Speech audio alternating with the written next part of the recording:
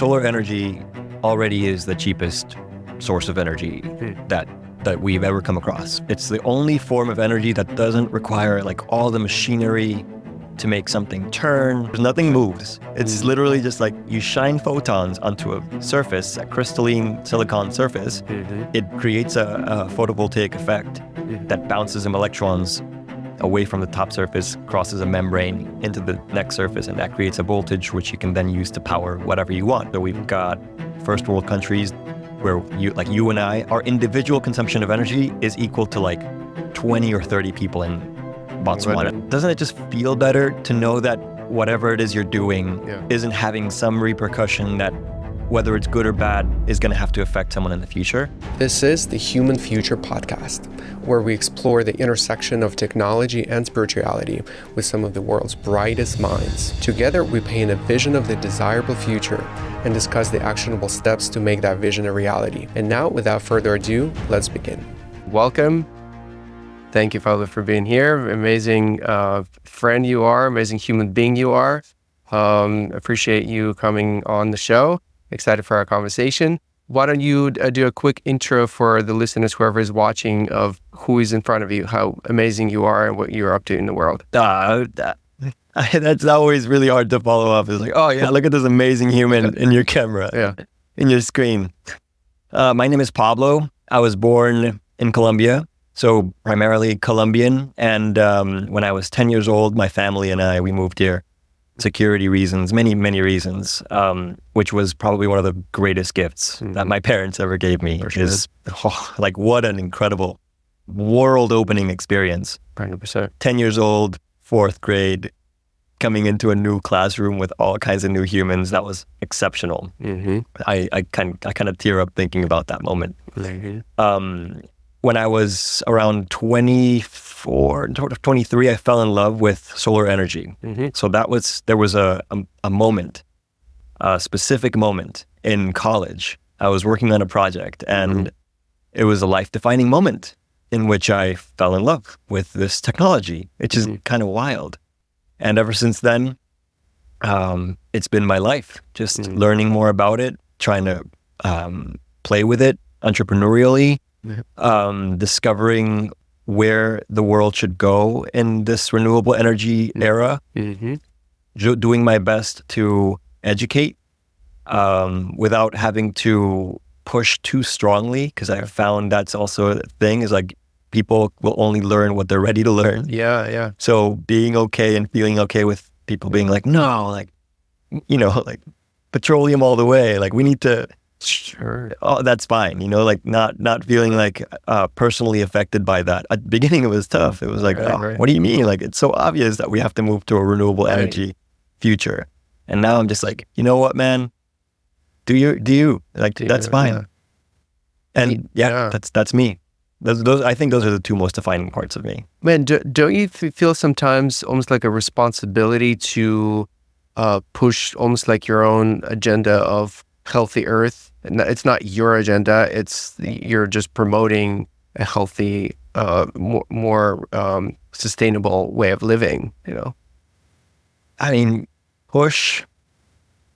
I think influence, yes, and finding that really special spot where the influence isn't too dramatic is that's where the magic is. Really, is finding out like, okay, this is what my audience, whether it's you or whoever's watching or the person that I'm sitting with, who's like 60 years old and like just had a thought like, hey, maybe I could put solar panels on my house. And then I'm sitting with them and I'm trying to explain to them like, this is how it works and this is why it's important. Learning how to read the audience is crucial. I've definitely had my share of experiences where I misread my audience and it blows up in my face. Okay. Can you give me an example? Or like some conversation where it didn't go well. Wow. Okay. Well, the one that comes to mind is there was this ski trip where I was with my family. This has nothing to do with solar energy, but I was with my family. It's a tradition for my family, not just my parents, but also like uncles, aunts, friends. Every year they go on a ski trip to Colorado or somewhere nice. I try to join whenever I can. So 2022, I was able to join. And I was with my best friend Andrea, and with another cousin of mine. We were like, okay, wouldn't it be crazy if we used the fact that marijuana is legal here, and there's a dispensary down the road, and we bought some gummies, and then we came to my family and we're like, hey, like, this isn't like, marijuana is like a new thing, and it'll probably be legal in the entire US soon. Yeah. So this is a free moment for you to explore if you want to in a safe space. Yeah. And that, like, theoretically, I was like, okay, like, this seems like a genuinely, you can see where this is going. Yeah. This seems like a genuinely positive thing to do for maybe like an eye-opening, or at least we would bond in some way. Right. So we did it. Well, at some point my cousin like backed off, and I was too I'm too hard-headed. So when he backed off, I was like, I doubled down. I was like, oh, you're not gonna do this. I'm gonna do this. So I sat everyone around like the fireplace after dinner, and I was like, hey guys, I know that we've always been very against marijuana, and I know all the reasons why. Like, it is a very dangerous substance. It's got all these issues, and the whole concept of gateway drug, all these fears that have also been fed into us by our parents or our grandparents or like all society. And here we go. They're mango flavored. These gummies. Oh my God! Like, the explosion of anger and like upsetness that I got. Yeah. I still feel the aftershocks every once in a while. Right. So that's the moment where you didn't read. I mean, at what point were you reading the crowd though? Like, it was just more of a belief of how they would receive it though, right?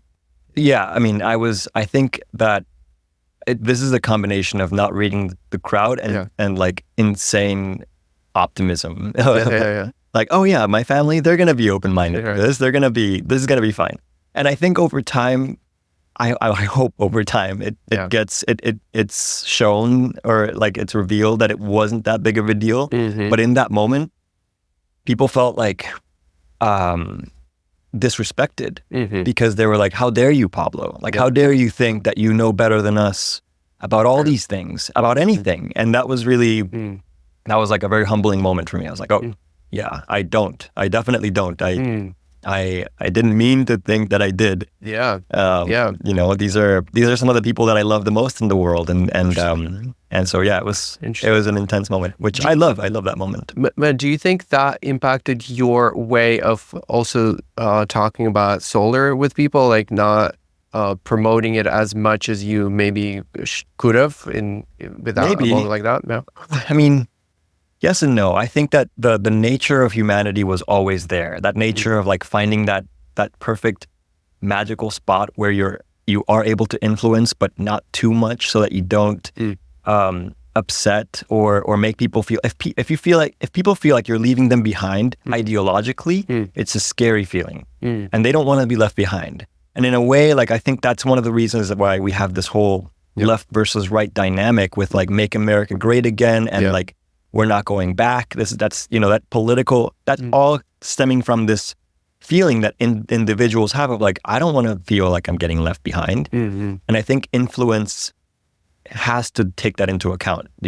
When you want to influence someone, you have to make sure that they're not feeling left behind, or or maybe it has a little bit to do with like egos getting in the way. Yeah. Could be, I don't know. I haven't really quite figured it out. All I know is I've gotten a lot better, especially because of moments like that one, at understanding my audience and speaking to them at a speed and at a level that they can still follow me with. Yeah, because I think there's value in like taking a stance and be vocal about what you think and what you, with your actions, not only with what you say and what you think, and maybe that is an approach that brings more impact in the world. I don't know what you think about that. Like, really be,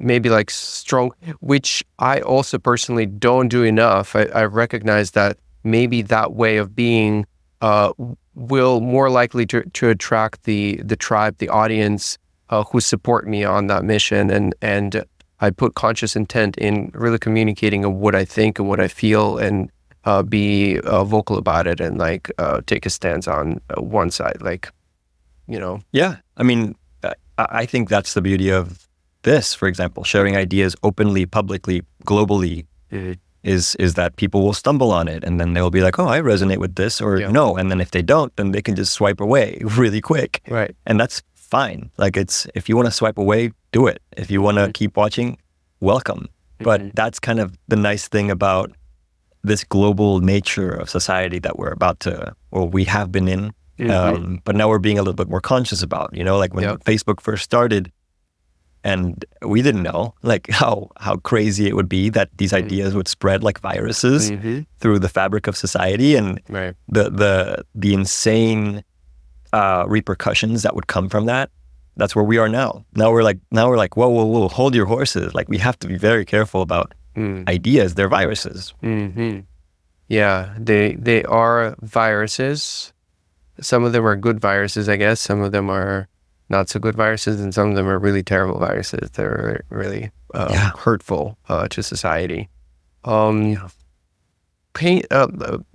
some light on the whole solar energy industry, and what is the biggest problem that you guys are solving? Well, first of all, solar energy already is the cheapest source of energy that we've ever come across. It's the only form of energy that doesn't require like all the machinery to make something turn. Like if you see nuclear energy, you're basically just using nuclear fuel to heat up water and turn a turbine. Same thing with coal. Same thing with the steam engine from like hundreds of years ago. Yeah. The only different ones, even hydropower, you're turning a turbine using the pressure of that water that you're holding back. Windmills, you still have that turning motion. Solar, there's nothing moves. It's literally just like you shine photons onto a surface, a crystalline silicon surface. It creates a photovoltaic effect that bounces some electrons away from the top surface, crosses a membrane into the next surface, and that creates a voltage which you can then use to power whatever you want. Yep. What are we solving? Like, we're solving the fact that society has grown way too quickly. We had a population boom in the past 200 years where we went from like 1 billion to 8. And so that is now constructively interfering. So it's like double wave with the fact that society has also developed pretty fast. So we've got first world countries where you and I, our consumption of energy, our individual consumption of energy is equal to like 20 or 30 people in Botswana or something, right? Yeah, like Zimbabwe, like people are not using more than a kilowatt hour or two of energy a year or a day. We use 50, like 60 kilowatt hours sometimes, especially when we drive. Like, we consume so much. Driving is heavy. Driving's a heavy toll. But we love to drive, and we want to get to places, and we want to fly to places, and so that's fair. So now, how do we make sure we can still do all those things while not creating a massive impact on the environment? That's the whole problem, really. You can talk about CO2 levels, sure. You can talk about petroleum, you can talk about pollution, but like, independent of all of that, like, doesn't it just feel better to know that whatever it is you're doing isn't having some repercussion that, whether it's good or bad, is going to have to affect someone in the future? Yep. That's it. Yeah. So would you say you are a big promoter of technological evolution and say becoming more developed, being able to fly more, be able to move around more is the desirable future? Yes, for sure. Like, technology is our version of magic. We're not gonna evolve like Expecto Patronus, right, from Harry Potter, but we are gonna figure out how to talk to each other from across the galaxy. So one of those is possible and the other one is not. And why wouldn't we strive to do everything we can with what we know is possible? That's kind of what makes life so exciting. Like, we live in such a wonderful world. It's full of possibilities, and all it requires is working together and a little bit of optimism. And then slowly but surely, we will eventually like live across the galaxy. unless something catastrophic happens. But that would be ideal, you know, like Right. humanity having outposts and not, I wouldn't say colonizing because we've learned what colonizing does, but at least exploring and discovering across the galaxy. That would be awesome. Or like expanding into the untapped areas of the universe. But I keep looking at your awesome shoes, and we got to take photos of them. I think they are being captured in one of the wide angle cameras there. Where's the camera? Hey, look at the shoes. Is this one here? Oh yeah, look at it. There's listening. I advise you to check out the video part of this recording and see how cool his shoes are. Okay, so I mean, I guess I could use that as a segue. Yes. I know you have a lot of topics you want to talk about, but last year, Naomi's my fiance, future wife, also like the mother of our child, her name is Amari, and she'll be born in November. Last year we did something that was wild. For many reasons, many reasons, but we decided to do a 4-month journey that we called the Conscious Pause. And we went on separate adventures and we didn't communicate at all. And we granted each other complete freedom to just go and be. And I think that she had her reasons, I had my reasons for wanting to do this. It was crazy scary going into it because... What was the worst thing you were afraid of, to lose each other? Yeah, basically. Like what if she went to like some of the places that she'd really wanted to go to in India. You know, she explored India because she's very into yoga and a very spiritual way of life. So she wanted to go to specifically the Iyengar studio in Pune. And I didn't know if she was going to find something there that she was going to be like, hey, I actually want to live a totally different life. And she had all the right to do that. And I had granted that. I'd be like, hey, you go and explore. And if you do find something and you tell me you want to go do that, I will love you forever. And I would be very happy that you've discovered something that was more in tune with your true nature. That was scary. It was like full surrender. For sure, yeah. And the same thing for her. Yeah. So I decided to go to Bali, of course. Like it's such an incredible place. Highly recommend. Spent a long time in Uluwatu, which is like the surf capital of Bali, and met so many wonderful people, and climbed to the top of the volcano. Like started the climb at like 10 p.m. And finish at sunrise, like 6:30 a.m. The sun's rising. You're at the top of this volcano. It's wild. Wow. And the people in Bali, like the locals in Bali, are I get so much inspiration from them in terms of like service nature, and humbleness. Like humility is exceptional. Hello to the people of Bali. I love you. And then I went to China, and I spent a little over a month in China, and I'd never been. Have you been? I haven't yet. Yeah. China is like stepping into the future. Yeah. China is like absolutely like. I remember getting off the train in Shenzhen.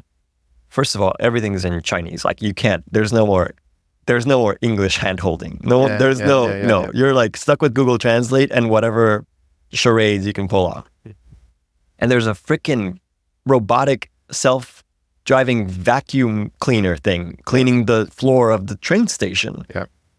And I was like, and it's just doing its thing. Yeah. And I was like, wait, where am I right now? Yeah. And it's like very like the duality of like all the traditional aspects of China and this high technology blew me away. Yeah. The trains, the high-speed trains. Very cool. Like traveling by train in China. Do it. Amazing. Yeah. And then that's where I found these shoes, is right in this really remote village of the Yunnan province that I don't think, it's called Shazishen. I don't even remember what it was called. Yeah. I was just walking through, this probably 2,000-year-old village, and one of the stores there had these shoes, $8. Amazing. I was like, okay, I want to. How did the 4-month separation go, and what came out of that for you, for both of you? So first, I think I was not expecting how difficult returning to each other would be. The desynchronization that happened because of the radically different experiences we had was really tough. So navigating through resynchronizing was one of the hardest things we've ever done. And I think it really showed us both how we can work through anything, any disagreement, any change in our perception that is radically different from the other. Yep. I think it gave us both the confidence to move forth with our relationship and fill it with pure authenticity. And I feel like I could tell Naomi anything, like if we survived that, if we made it through that, if we were able to work through it together, we can do anything. I could literally tell her, hey, I don't know, the craziest thing that I can come up with. Yeah. And she would be like, okay, well, we can work through this somehow. Yeah. That's kind of what it gave us. Would you recommend to anyone, to any other couples? For sure. If you can muster up the courage to surrender and let go of your partner and let them explore freely for a certain amount of time with whatever guidelines you decide. It doesn't have to be fully free. It can just be anything. But if you feel that you can do that, then do it. Because especially if you are like we were in a moment in time, which was a very short window of no true shared responsibilities that were permanent. We didn't have any children. We weren't married. We didn't co-own a house or something. Right. We were just deeply in love with each other and had a sense of like, hey, I want to spend the rest of my life with you. Let's put it to the test. It probably helped us evolve as a couple to a level that I don't know how else we would have gotten to so quickly. Yeah, my wife and I also had a similar, not the same, but similar 3-month period where she went to Peru to be in this healing center, work with plant medicine and other things. And yeah, so we were separated for a long period of time. We did have a connection. We would still get on the call here and there. Her reception was very just like sporadic and not available most of the time, but we still had some connection. And that only made our relationship stronger, like just so much more committed to each other. And I'm grateful that we've done it. Yeah. And also, it was also a little bit, like not nerve-wracking, but concerning a little bit, like, this is a long period. I don't know what's going to happen, but we still did it. And the best thing that happened to us, I would say. If you are going to do it, whoever's watching, if you're going to do this whole conscious pause thing, my biggest recommendation is journal. And when you journal as if you were sending letters to your significant other. So journal to them, tell them stories, hold them with you even though they're not with you. Naomi did that. We were both planning on doing that. Naomi did a great job. Like she really the you journal. read them all after? Yeah. Like before we came back together, we swapped journals. Okay. And her journal was phenomenal. One of the best things I've ever read because it was just like a deep, deep, deep view into her heart. Amazing. I did not do such a good job. And that was part of the reason why it was so difficult coming back. I got not lost, but I got so carried away by the freedom, which can be intoxicating. I learned a lot of things about myself. I learned a lot of things about my own nature, like the infinite love nature that I have, which, I love you. I love you, and I know I love you because I don't have to take away love from anyone else to give it to you. So why wouldn't I just give you freely as much love as I can in every moment?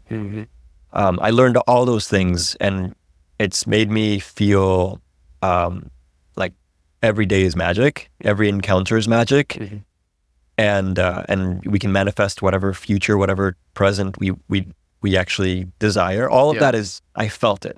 Yeah.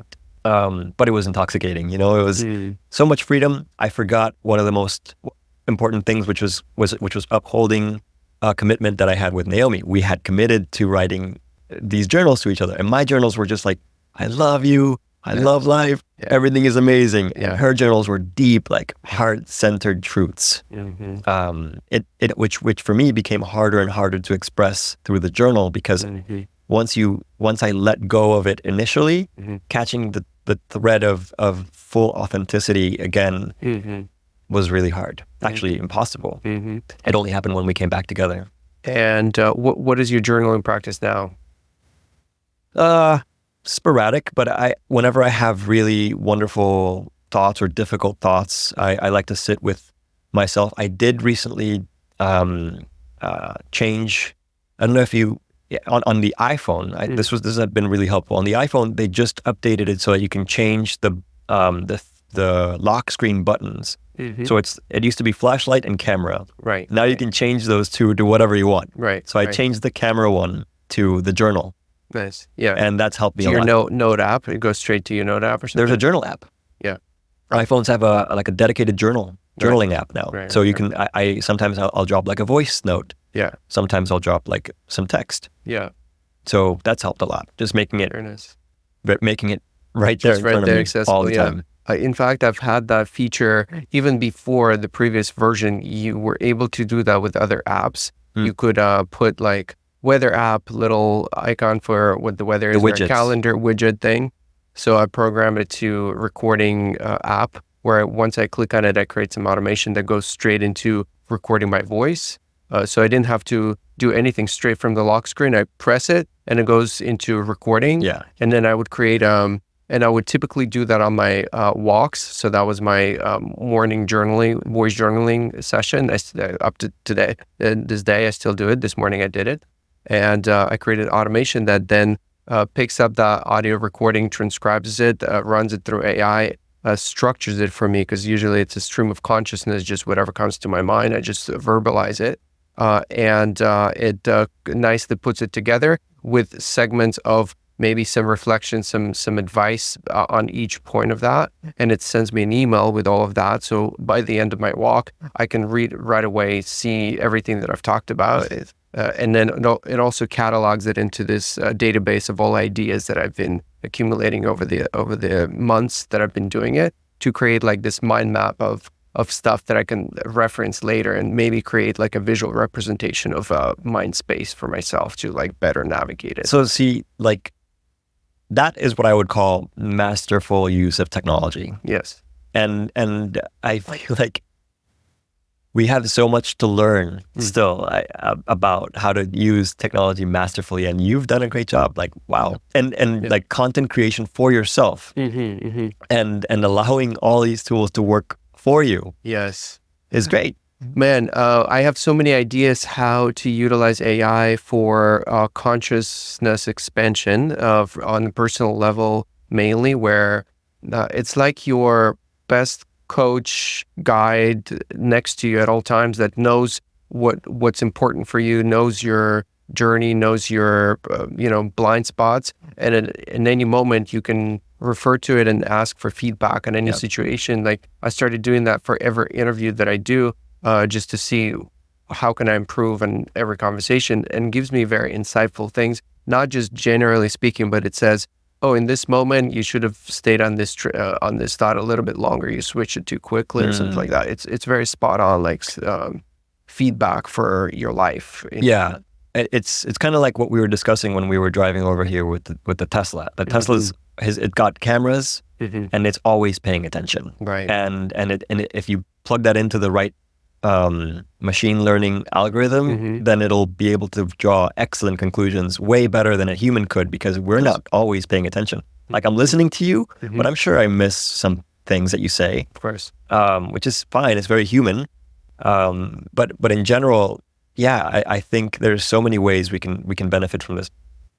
But I'm sure there's also a lot of downsides. Like, there's the downside of I think a lot about how technology is one of the main reasons there's a loneliness epidemic going on.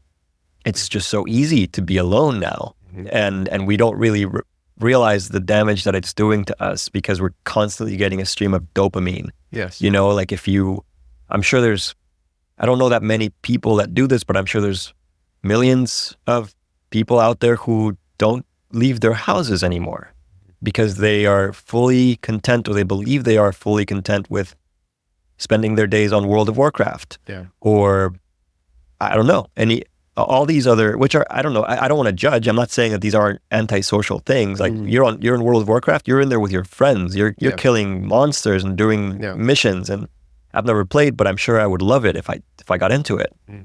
But there's just something that's incomprehensibly valuable about looking at another human being in the eyes and just like, hey, this is me, that's you, and that's why this kind of medium for communication is crucial. Yeah. So how are we going to get to this virtually? We will. Yeah. We have to. Yeah.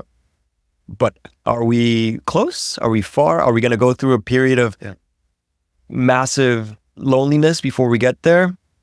And are we eventually going to lose our humanity through that loneliness? And are we going to be able to reach it again? I don't know. These are solid questions that when I think about your question of like, hey, technological future, good or bad? Yes. Good, with all these disclaimers. Like, we cannot lose our humanity. Right.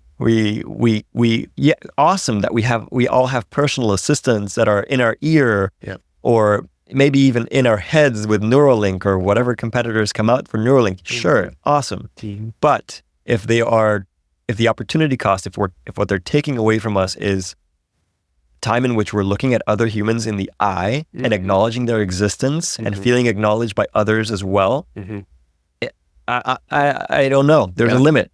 Totally, man. Yeah, I've spent a lot of time thinking about that as well, and trying to find the right place for technology in the future, in the human experience, and thinking about. So virtual reality is one of the areas that I pay attention to, and I'm kind of inspired by. In fact, this whole setup, the future vision of it is to create a virtual reality experience for the viewers to be part of this, like a very immersive conversation where they don't just appear as a fly on the wall observing the conversation, but they could be right in front of you, looking straight into your eyes, where they can't necessarily, their eyes can't tell the difference if it's a real thing or it's a projection of some sort. Because even right now, you looking at me through a mirror, you don't technically really know that I'm here. Yes, we walked in together, you remember, but what if it is a very clear picture? You don't see any pixels, you don't see any log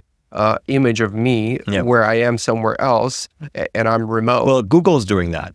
They do, yeah. Google has, I don't know what their program's called, but they've created, and obviously it only looks, I've never seen it in person, but the people who have used it in person say it's like this. Say it's like as similar to like talking, and it has the parallax effect of like the person moving through, and it almost feels like you could reach out and touch them. That's right. I think that's wonderful. Yeah. Yeah. So looking in someone's eyes, I've always wondered, what if you create a fully realistic, where your senses can't tell the difference, experience being in the presence of another human? What would the delta be between you in person with them and having that type of experience? Honestly, I think that sharing physical reality is going to be hard to beat. Because if you're in physical reality, the boundaries that are keeping you from the other person are the ones you choose. There's really no actual boundary. Like, I could reach out and kiss you if I wanted to, because of where I'm in physical reality with you.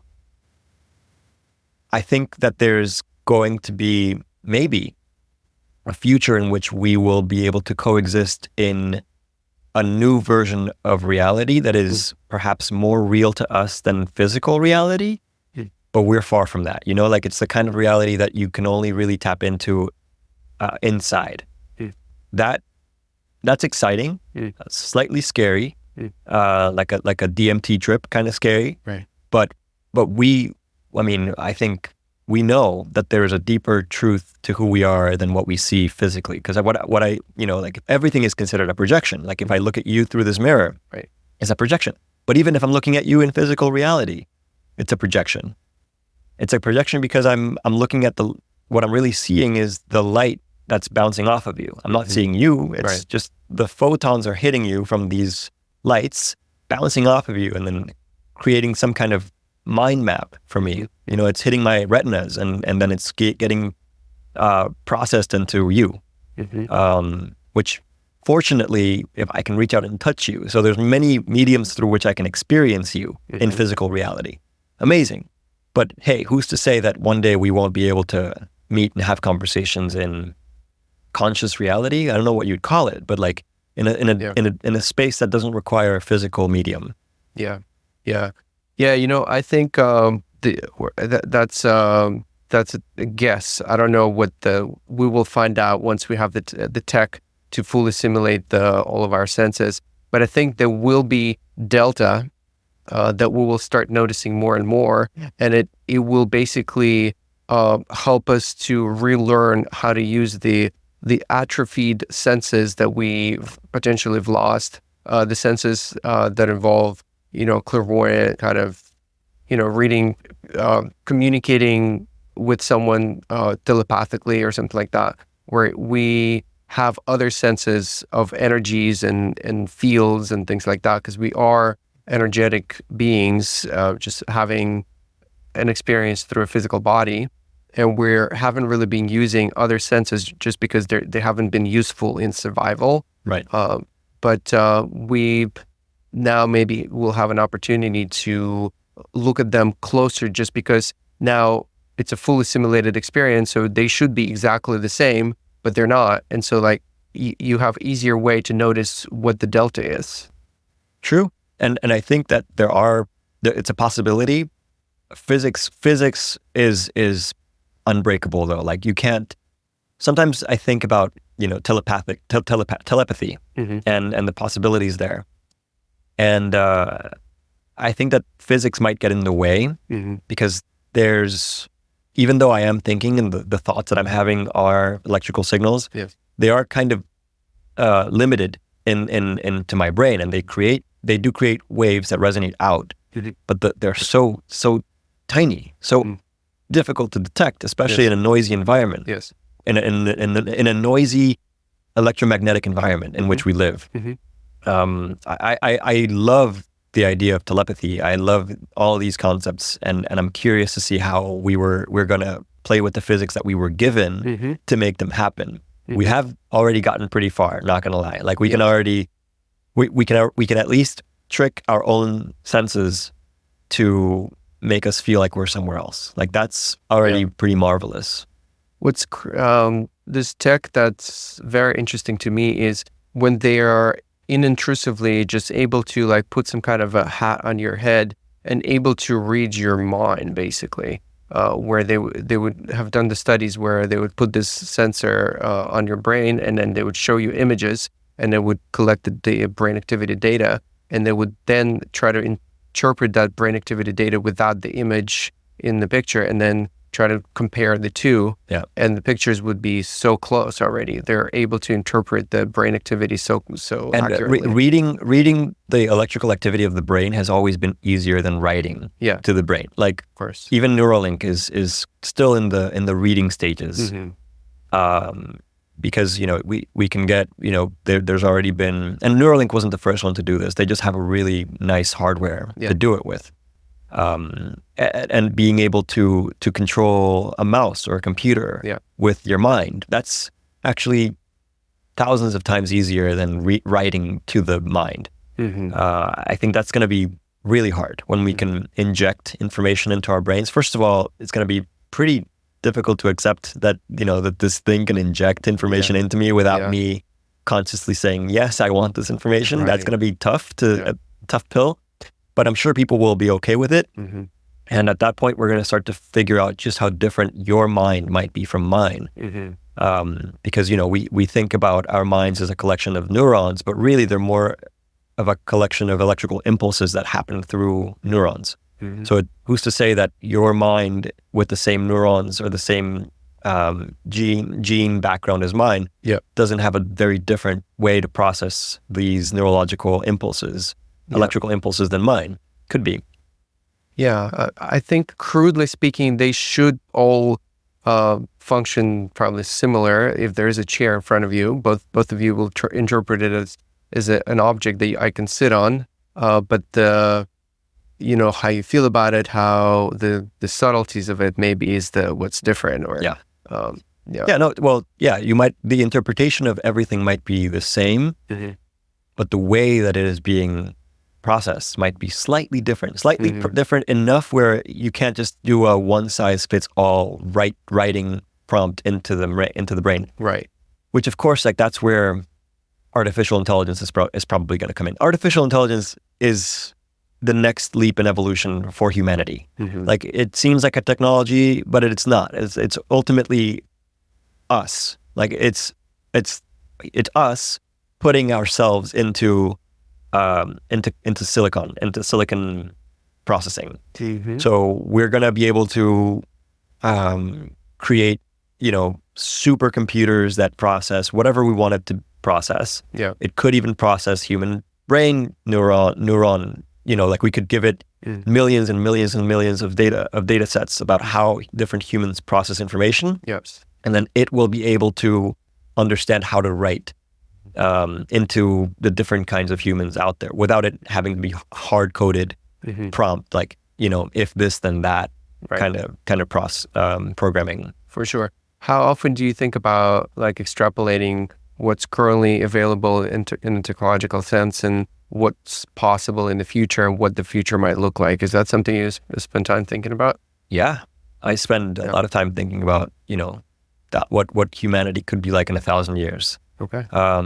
It's incredibly difficult because, I can't even be sure about what's happening next year. Right. Yeah, exactly. But at the same time, if we play our cards right, there's no doubt in my mind that there's a very possible future in which we are able to separate ourselves, or at least if we want to live in silicon, like learn how to transform ourselves into a silicon being. Okay. So that would obviously come with many advantages and many disadvantages. It would be the way. You're talking about like uploading your mind, basically. Yeah.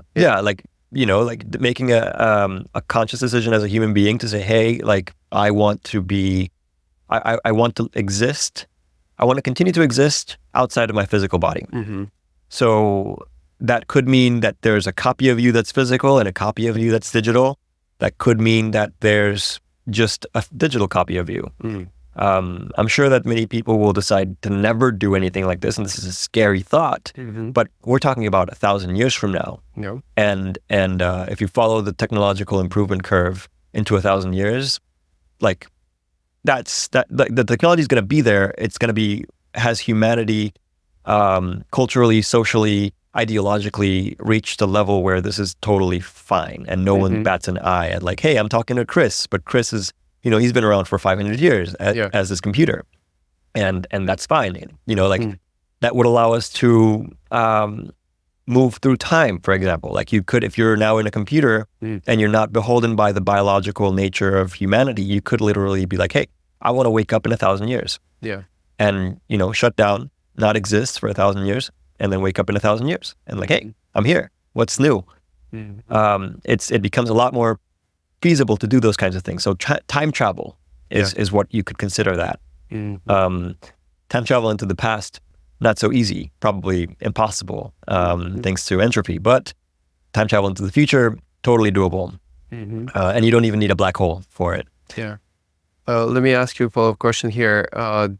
Body. So you think that fairly soon, relatively speaking, we won't need a body to continue evolving? I think that fairly soon it'll become obvious that for humanity to continue to evolve, we will leave our bodies behind. Okay.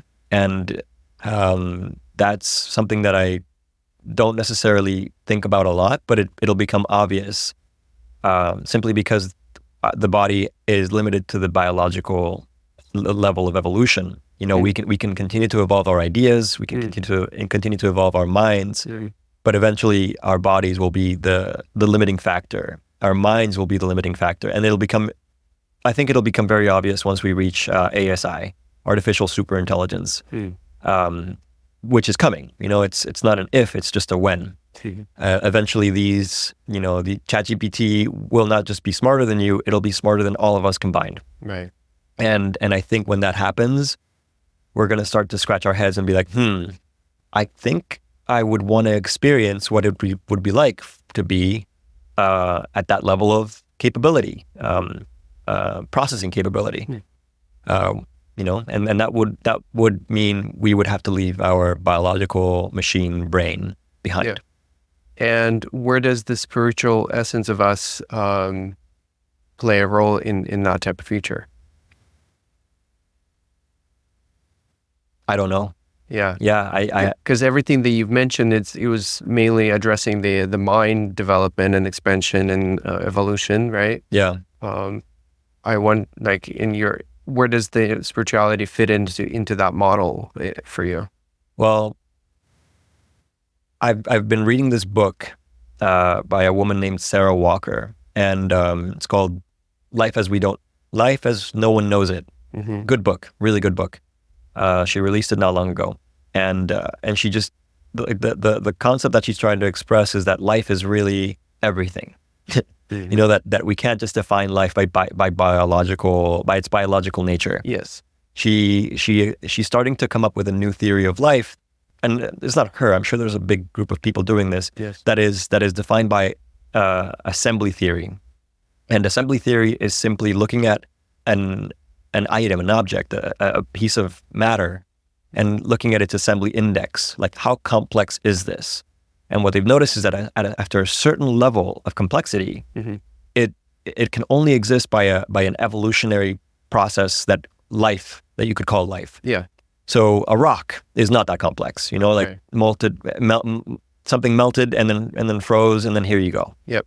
A screwdriver mm-hmm. seems very similar, but it's way more complex in the Yes. sense that it didn't evolve by itself, but it in order for it to be assembled, it required a human or mm-hmm. some smart being. So if we were to find a screwdriver mm-hmm. on Mars, I think that would be like pretty clear. Like, hey, there's something here that existed that was intelligent. Yes. So you could consider that a sign of life.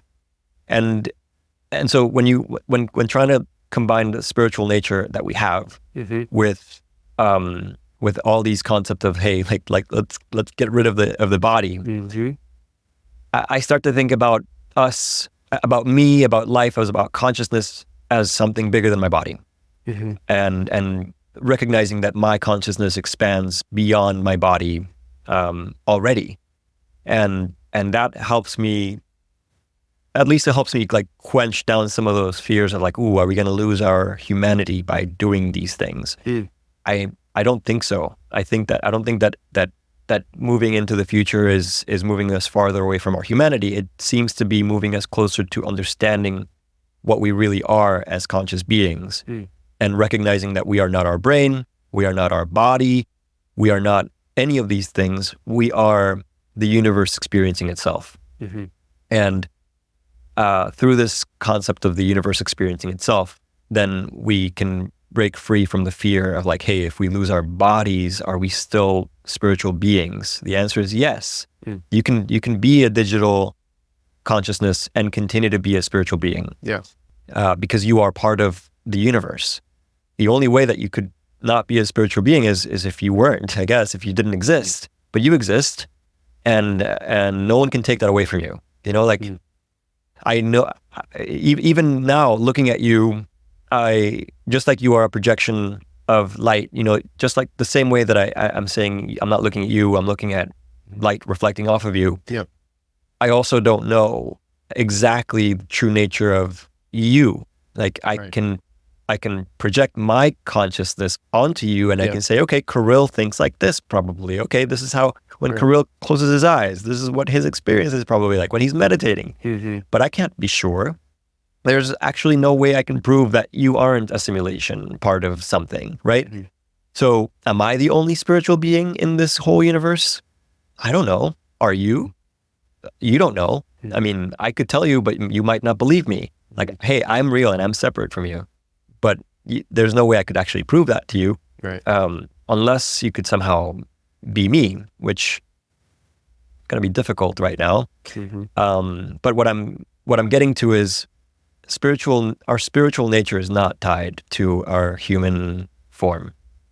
Our spiritual nature is tied to the fact that we exist as conscious beings on this wonderful, wonderful planet, which gave us life. And of course, this universe that had the laws of physics that allowed for our planet to exist. And all the other things that had to happen that I am extremely grateful for, like literally one small asteroid in the wrong direction could have technically not allowed life to ever exist on this planet. And so, we look out into the universe and we see millions, billions of stars, and we still don't know where life is other than here. So we know that there's something really special about us. Is it something about us as humans, or is it something about the universe as a whole that allows us to exist? Probably the universe. Yeah. And we're just the lucky few that have made it, and all the others that didn't, they never got to exist to be sad about it. Yeah. Yeah, it's interesting, the way you see I think you said our essence is not necessarily tied to our body or our, I think that the word essence that you used, I see it as our essence is experiencing 3D experience through our body, and it has a direct link to it. And so that's where I see humans play an important role in experiencing this spiritual realm in the 3D through human body. Human body is like a portal through which consciousness enters, or at least one of the portals through which consciousness enters. And also maybe if you believe in, it's kind of like ethereal beings, or let's say higher self that doesn't have a physical form. It has a way into this world through our intuition, through our mind, through our heart, and being able to act on the world through our body. And so without the body, maybe we'll get to the point where technology is either sensitive enough or basically able to tap into that same grid of spirit world and able to spill it out through action, robotic action here, which I somehow kind of doubt that is the way it's going to go. I don't know. I don't think we'll be able to know until we get there. Yeah. I think the movie Her, have you seen it? Yes. Amazing movie. And I think it expresses greatly. And I hope that whatever sentient AI ever comes around gets to watch Her and be like, okay, this is what humans thought this would be like. And I think that would be helpful for them to like at least put themselves in our shoes, experiencing them. But generally speaking, I don't think that there's a true limitation to how a human experiences spiritual nature that is because of our bodies. I think that we definitely, like, our bodies are these consciousness machines and an incredible host for us. Like, I love my body. I love the fact that I can feel and I can move the tip of my pinky toe on my foot if I want to. Like, that's crazy that I have this level of manipulation over matter. So thank you, body. And I love that when I get excited, I can feel my heart pumping. It happens subconsciously, but like it just wants to get more oxygen into every part of me.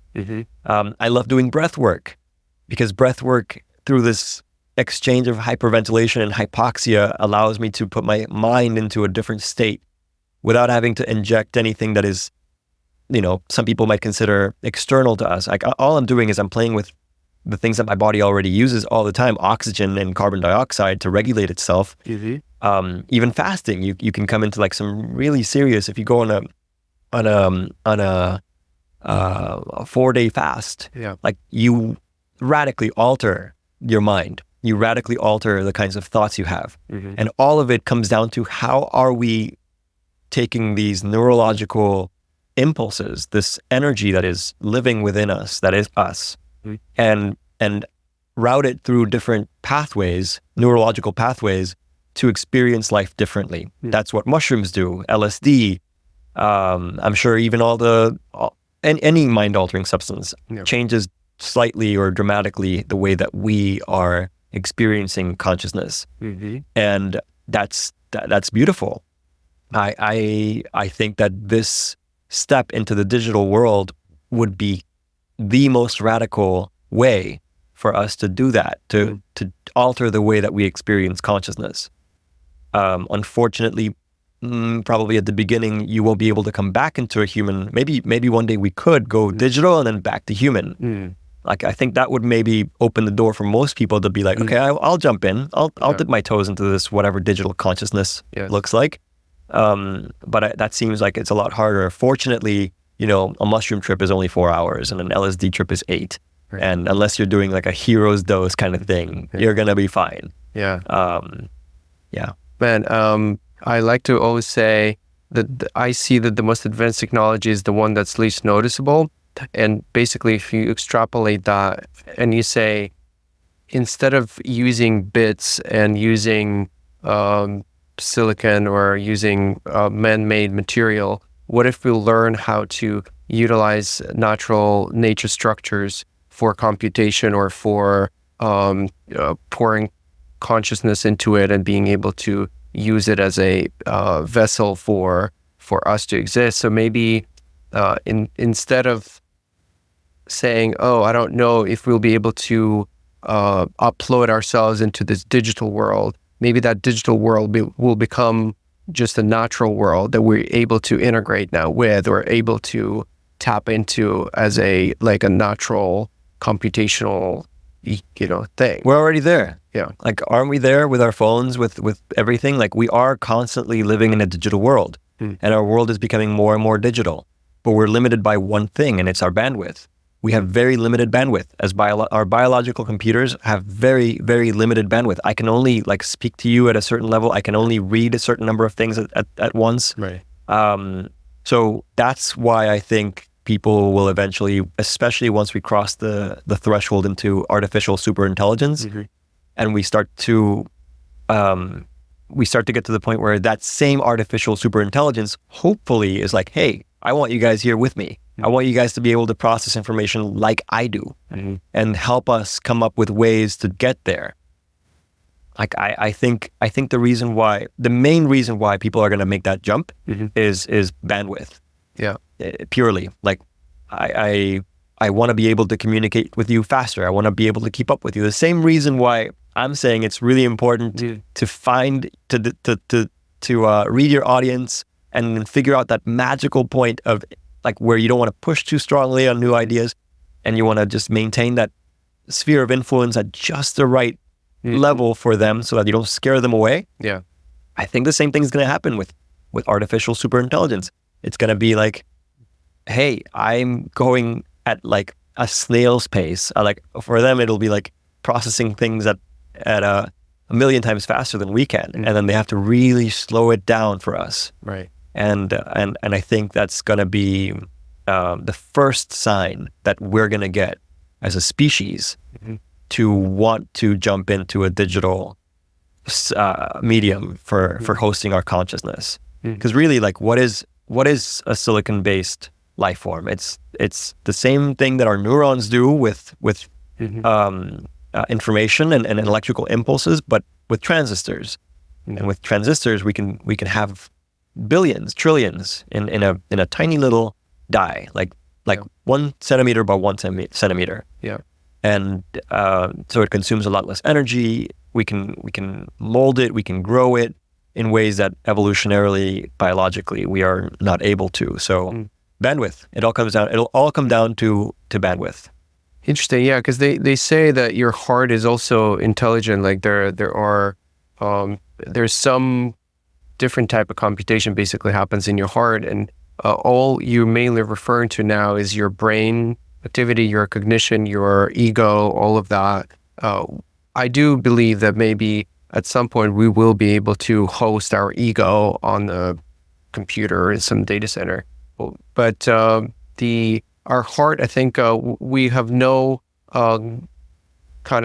we don't have any glimpses of us replicating that function of not just the heart beating, but the heart being intelligent and being able potentially to sense the ethereal realm or something like that. I agree. And I think that, I'm not the one to say that this is going to be a success. I just think that people are going to want to go there, and we're going to get to watch if we're here. Right. It might take a little longer than our lifetimes to get there. But I would love to see what happens if we try to take a human consciousness and map it into digital medium. I think that probably if we are able to get to artificial super intelligence, then I think that the likelihood of that happening will dramatically increase. And many people, there's billions of dollars and very, very smart people dedicating themselves to figuring out artificial super intelligence. So we'll see. In terms of the heart, ultimately, I've also been reading a book called Who's in Charge. I don't remember the author, but it's a book that it talks a lot about how our brains work and who's in charge, because we think that we're in charge, but there's so much subconscious stuff happening within us that it's hard to what is the only thing that we know is that we are extremely good. Our consciousnesses are extremely good at justifying everything. Yes. If our feelings, our actions, our thoughts, everything is we are justification machines. But what happens deeper and deeper into the subconscious that makes those thoughts happen is very unclear. Yeah. And so this book goes into, for example, when they did back in the 60s and 50s, they did a lot of experiments, like just disconnecting certain parts of the brain from each other. Yeah. And especially if you cut down the middle, the corpus callosum, if you cut down the middle and you separate the two halves of the brain, the person seems to be fine. But then, because so much of our life is processed on the right side of the brain and the left side of the brain, they started doing experiments to communicate directly with the right side of the brain, because the language centers on the left side of the brain. So everything that the right side of the brain is processing has to go through the corpus callosum, get filtered by and connected with and merge with all the ideas and thoughts and patterns from the left side of the brain, and then I can talk to you about it. If you disconnect those, you can communicate with the right side of the brain with the person's left hand, because my left hand is controlled by my right side of the brain. Sure. And then I can feed you information. I can talk directly to the right side of the brain by talking to, I think it's not your left eye, it's like the left periphery of your eye that is being processed by the right side of the brain. It's a lot. Yeah. But basically, the conclusion is very simple, that we have no idea what's going on in there. Yeah. All we know is that we work, but it's very similar to how we speak about our artificial intelligence and the neural networks that they work through. We're like, hey, it works, but we don't know how. But it just seems to work. We are a neural network, basically, and it's very strange. And it's, when I think about it a little too long, it hurts. But I just like to say that, hey, I love you, my entire brain. Keep doing what you're doing. But yeah, I don't know how you work. Yeah. What's your vision for, let's say, 50 years out type future, in the future that you would love to live in, the lifestyle that maybe describe your day in a life of you in 50 years? Okay. Well, wow, 50. Okay, so I'll be 70 something years old. And by current standards, I mean, you might, with the technology of right, I might still feel like a young person, but I will have gone around the sun Yes. 50 more times. So I think I would like two things. One is I would like to live in a world in which humans work only because they want to, only because they find purpose in work. I think that the time in which we have the time that we have spent so far has hopefully been so that our future children and grandchildren and great-grandchildren don't have to sweep floors and clean bathrooms and pick up garbage and take care of the rest of society unless they want to. Mm-hmm. That would be number one. And what I mean by that is obviously taking advantage of our technology to do all the things that we don't want to do, mm-hmm. and filling those gaps. The second thing I would like is for people to realize, hopefully, that we come closer to realization that true happiness comes from within. So it does not come from your favorite political candidate becoming president. It does not come from watching, whatever YouTube show or Netflix show you're watching. It comes from like feeling really good about you right now in this moment. And I think we're getting closer to that, especially now it almost feels like we're going, we found antidepressants and then we realized, oh wait, this is not really helping. Yeah. And now we're going in the other direction. We're like, okay, like if antidepressants aren't the solution, then what is? Oh, okay, it's just being extra conscious about how much our own internal story about ourselves matters, and feeling like we are enough, and filling our love cup for ourselves. Working on all of that, which sounds a lot easier than it is. It's really, it's like the hardest human action is like loving ourselves, which is crazy. Mm-hmm. Like people, I struggle, everyone struggles with loving themselves. Mm-hmm. But if we do, then it does open up this new perspective of like, okay, if I'm able to love myself fully and completely, then what's stopping me from loving you fully and completely? Mm-hmm. What's stopping me from loving everyone fully and completely? And so I consider myself, in that way, I consider myself an unconditional, universal love enthusiast. And that's that. If I could put something on my bio, that's it. Unconditional, universal love enthusiast. I'm hopeful that this is a future in which we can one day live, where we really can, like we're always kind of like bumping spheres of influence with each other. And sometimes it's painful to our egos. Sometimes it's painful because we feel like we're not, someone's infringing on our rights. Mm-hmm. Sometimes it's painful because we want to feel like we are the best or something. Right. It's hard. It sucks to lose. And all of these complexes that we carry end up with making it harder and harder for us to love each other. Mm. So maybe in 50 years, we will have realized how all of this is just for fun. Existence is just not necessarily for fun, but it is play. Like we're just playing with each other. Yes. It's not as serious as we think it is. Mm-hmm. It's really it all comes down to love. So that's the second one. The third one, and this is the one that's like most out there, but I'm hoping that by the time I'm 70 something years old, it is not just possible, but viable. Not just viable, but it's totally possible for anyone who chooses to move to Mars, if they want to be part of that new human paradigm. Mm. So I always joke, but I'm not joking, that I want to retire in Italy or Mars. Like that's where I want to die. I want to go to Italy. I love Italy. Mm-hmm. I speak Italian. I spent a year there. Mm-hmm. Italy is amazing. Mm-hmm. I'm getting hungry just thinking about it. Or Mars. And if I'm physically capable, if everyone around me is fully okay with it, then I think it would be amazing to go be one of the first people who helps establish humanity in a new planet. I'm sure it would be one of the hardest things I've ever done.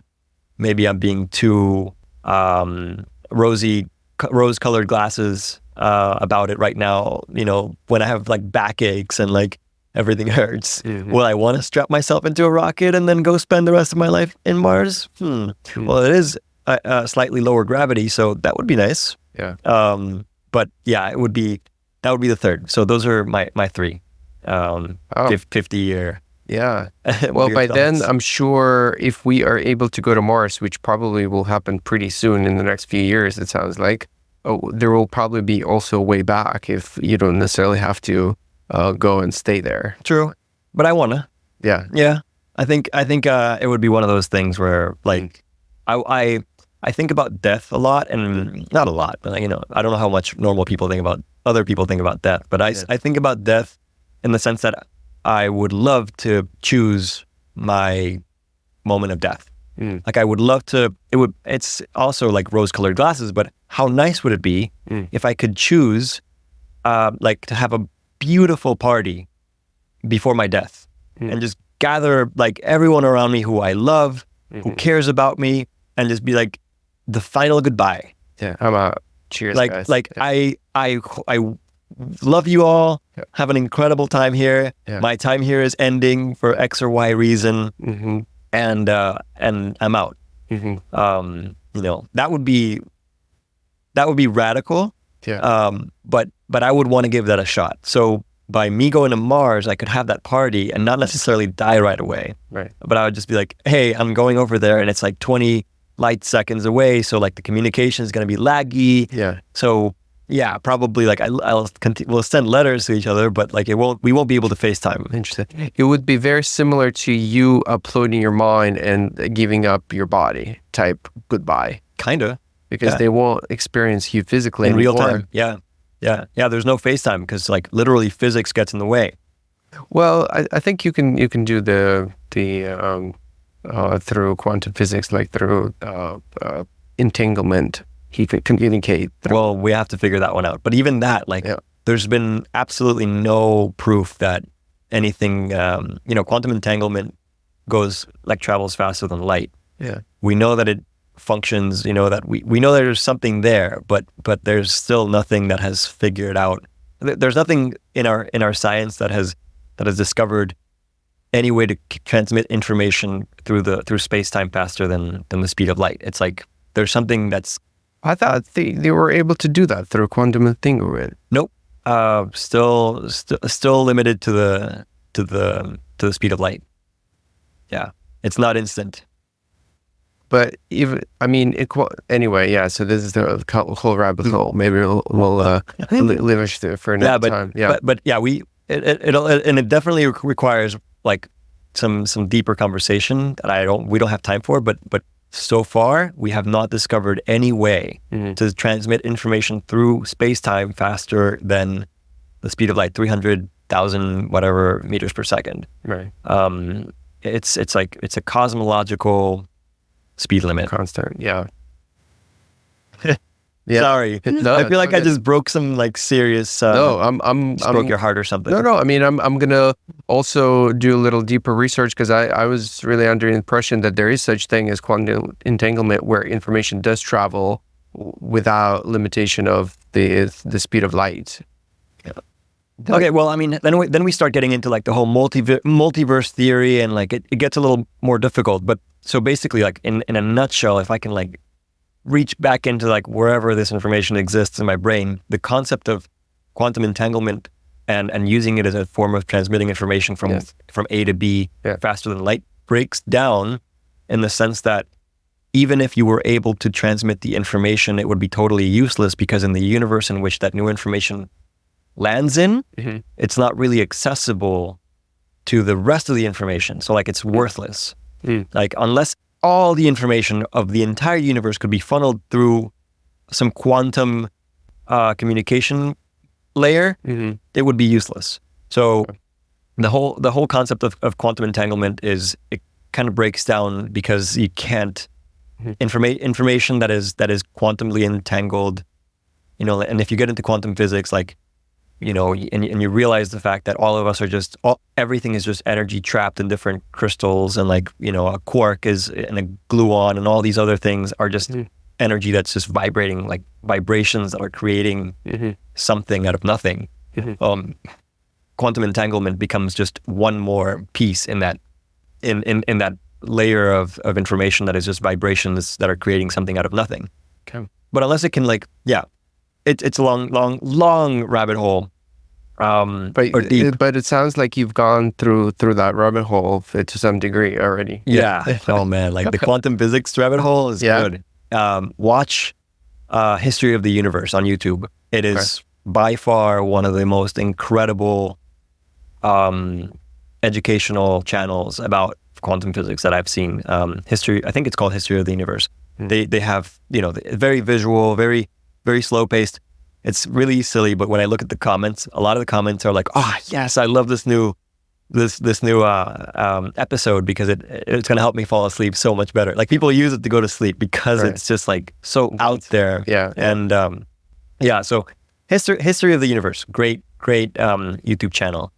I think that there's a lot of value in looking at that, but nothing that you can use, nothing that I could use on a day-to-day. It's more just like similar to, like, for example, I don't know, I've never done DMT, but I'm very curious about DMT. I'm very curious about a DMT breakthrough because of, and I also read a lot, and I try to educate myself a lot about what's happening psychologically through a DMT breakthrough.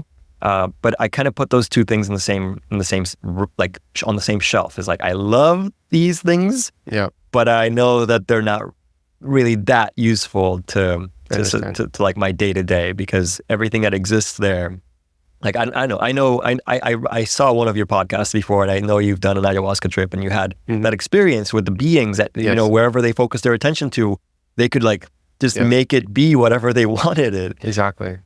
Amazing. Yeah. And when I think about those experiences that people are having, I think they're glorious. I think they're really showing you something about yourself, because you are that being, in my opinion. That is you, untied from your physical, untied from the limits that happen under sober neurological activity. Yes. So that's kind of where it starts to get really interesting. Like, okay, well, if that's you, but just not tied to your typical sober consciousness activity, then what's so scary about that? A lot of people, when they go into these trips, they come back feeling like that's more recognizable, and they feel like that's more like home than reality. Right. Which is wild. Like, you're going into some space that is absolutely totally different from everything. Right. For sure. And you're coming back and you're saying, that felt oddly homey. Right. Whoa, okay. What's going on there? For sure. Yeah. I had that feeling too. You had that feeling too? I had that feeling too. One day I'll get there, but I've been preparing myself, like, and I know that when the moment comes, it'll be very obvious. Like, okay, I'm going in.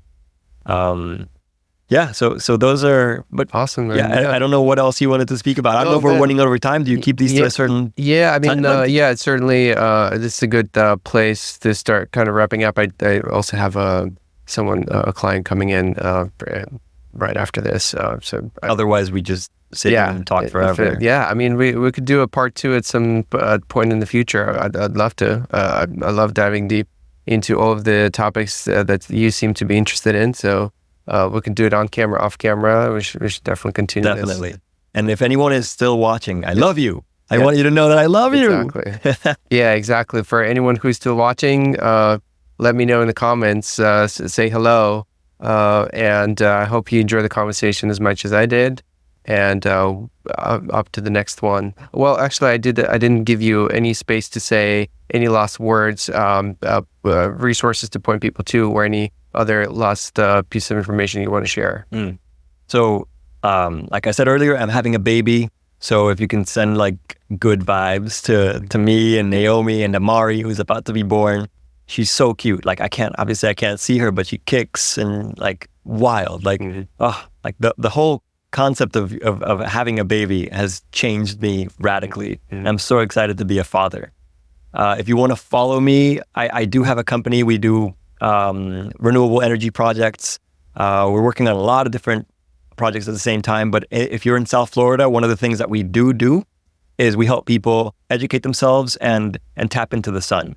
meaning that you can literally like start reducing your reliance on the electric grid and go full off grid if you want to, or just supplement it so that you don't have to pay, hundreds of dollars a month on electricity, but instead get it for free from the sun.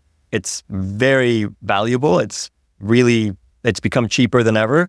And so if you want to hop in that, let me know. If you just want to follow me on my journey and adventures, look me up on Instagram. Pabsun is what my friends call me, PAB.SUN. I would love to chat or, say hi. Amazing. Awesome. Thank you, brother. Yeah. Thank you, man. This is great. Yeah.